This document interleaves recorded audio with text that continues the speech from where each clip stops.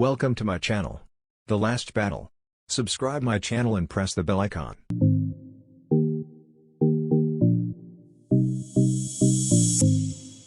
Following the decision by Washington to launch a military intervention against the Ba'athist Republic of Iraq, the U.S. military transferred vast quantities of armaments to the Middle East under Operation Desert Shield. This military buildup from September 1990 was conducted in preparation for Operation Desert Storm, which began in January the following year.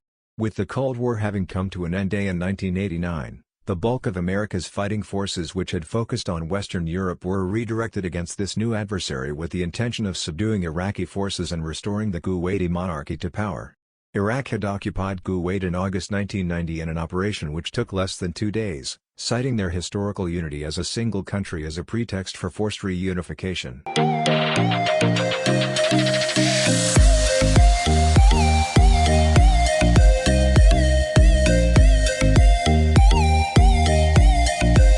A full 10 squadrons of the heaviest and most capable fighters in the American inventory, the F-14 Tomcat twin-engine air superiority fighters, were sent to the Middle East to participate in the Gulf War.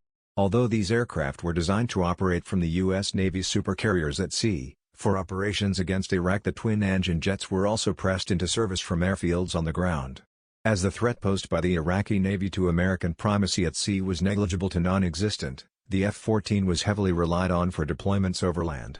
When Operation Desert Storm began in January 1991, Tomcats were deployed for strike, escort and reconnaissance missions over the Arabian Peninsula as well as combat air patrols over the Red Sea and the Persian Gulf. A total 99 F-14s in the region flew 4,124 sorties throughout the course of the war.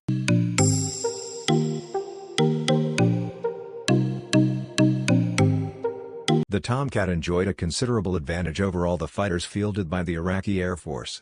Iraq lacked Soviet MiG-31 interceptors or Su-27 air superiority fighters capable of challenging the F-14 in the air on a peer level, and although its much older MiG-25 Foxbat interceptors proved difficult for F-14s to tackle, they were not fielded in large enough numbers or sufficiently supported by assets such as aircraft to pose a serious threat.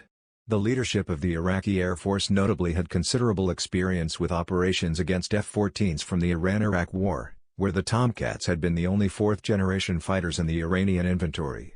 The fighter had made a very strong impression on the Iraqi military leadership, and was responsible for shooting down more Iraqi fighters than all other Iranian assets combined during the 8-year war, with a total of 160 air-to-air kills to just 3 air-to-air losses.